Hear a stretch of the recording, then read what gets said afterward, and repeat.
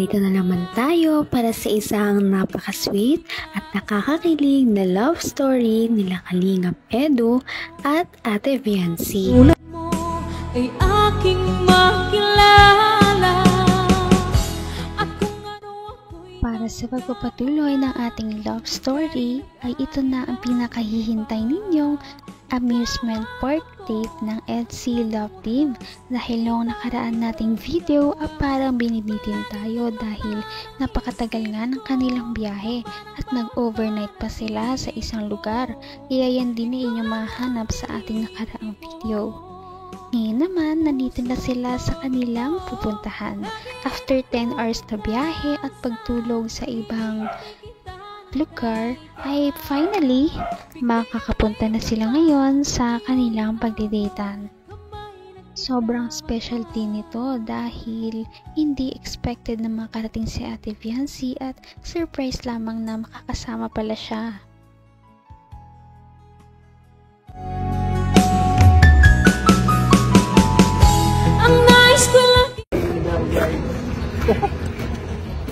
Enchanted Kingdom na. Ito ang una nating destination. Ito ang aking surprise sa'yo. Siyempre, parang, alam mo na, kung nasa anniversary tayo, parang dating ka na. Alam kong gusto mo yung mga ganito. Hindi, magkakaroon lang ako. Ito mas, mas parang, kahit alam mo. Kasi sabi mo, sayang yung sayang. Gusto mo dati makapag-Disneyland, di ba? So, ito ang naisip ko. Dito lang sa Pilipinas, pero medyo akawikin. Enchanted Kingdom nga lang. So, okay lang po.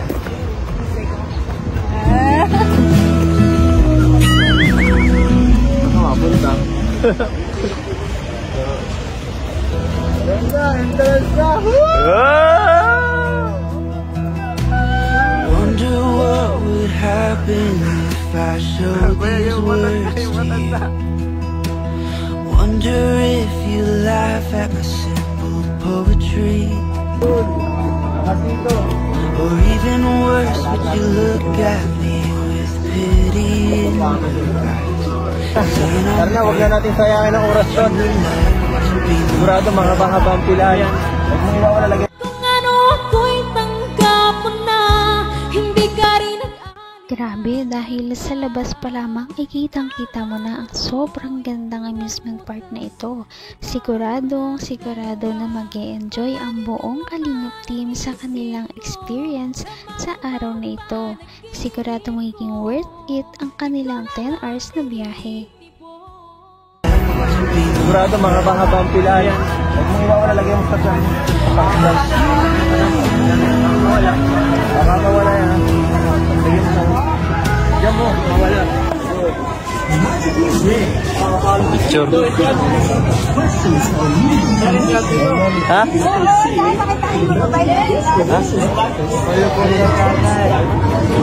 Ano muna tayo? Picture. Picture muna tayo tayo. Hey. Dok, like ka to. Ay.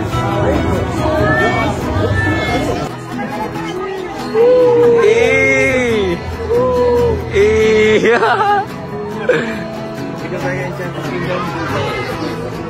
Ano ba?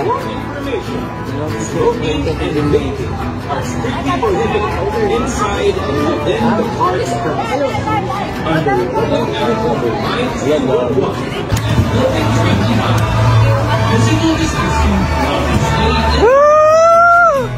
nakarating din. Nakarating si Biancy. Tayo pala. Ano? Parang bata ngayon. Para tayong bata ngayon, no? Wow!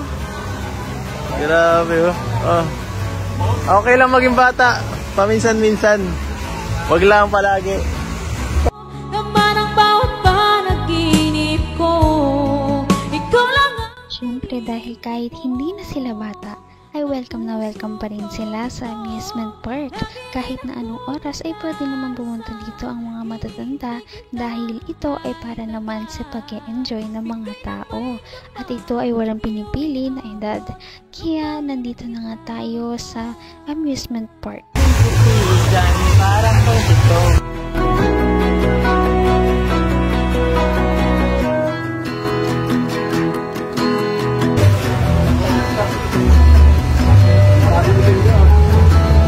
Init dito, grabe! Subukan natin natin!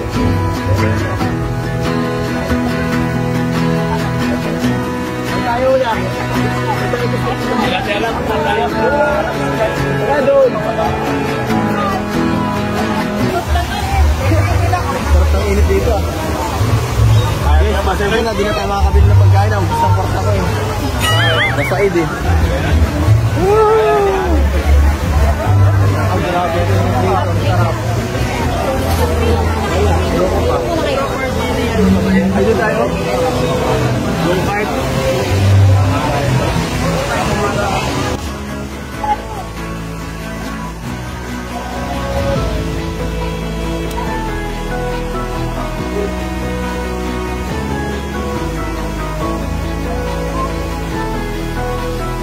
Wala tayo sa kabayo lang.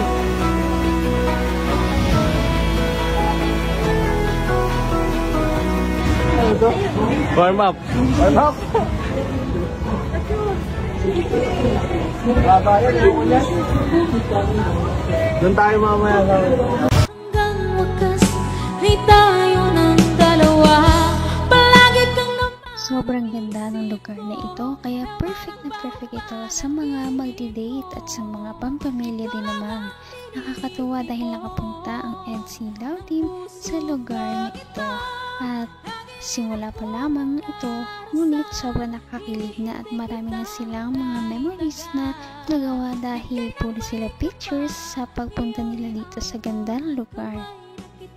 Ito ang sunod ko. Tapos tayo sunod.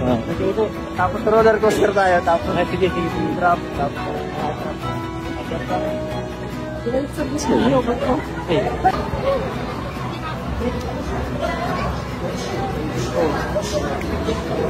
anong problema? Sana di ako mapahiya. Mga gusto mo. Childhood. Ano lang ito, pangarap ko lang ito dati. Pangarap lang dati. Ayun, natutupad na. Kasi dati, nung dito ako tumitira. Isang taon ako dito, pero hindi pa man lang ako nakatry kahit isang beses. Pero ngayon, natutupad na. Kasama pa kayo, di ba? Lalo ka na. Sobrang saya. Parang talaga na sumakay tayo sa kabayo. Nung bata ako, gusto ko dito sumakay eh. Ayun lang. Hindi ko magalala, sanay na ako dito sa Baguio.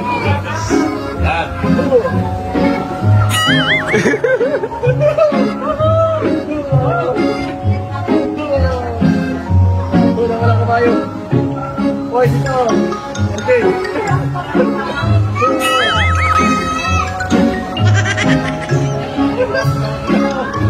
Pambira, yan. Dito na rin makikita ang ibang side ng EDC Love Team dahil dito ay makikita natin ang kanilang pagka-childish o pagkabata. Kaya nakakatuwa na makita ang ganitong mga side nila dahil ngayon lamang nila ito ay pinapakita. Medyo makulit din pala talaga si Kalingap Edu at sinasabayan naman siya ni Ate Viancy. Napaka-sweet talaga nila at napakabait ng tambalang ito kaya maraming sumusuporta. Kaya naman sana ipatuloy natin silang suportahan at mahalin si Viancy, si Kalingap Edu at ang Kalingap Team. Yan lamang at maraming salamat sa panonood. Abangan natin kung magkakatuluyan ba talaga si Kalingap Edu at Viancy. Hanggang sa muli! Bye! Ngayon'y abot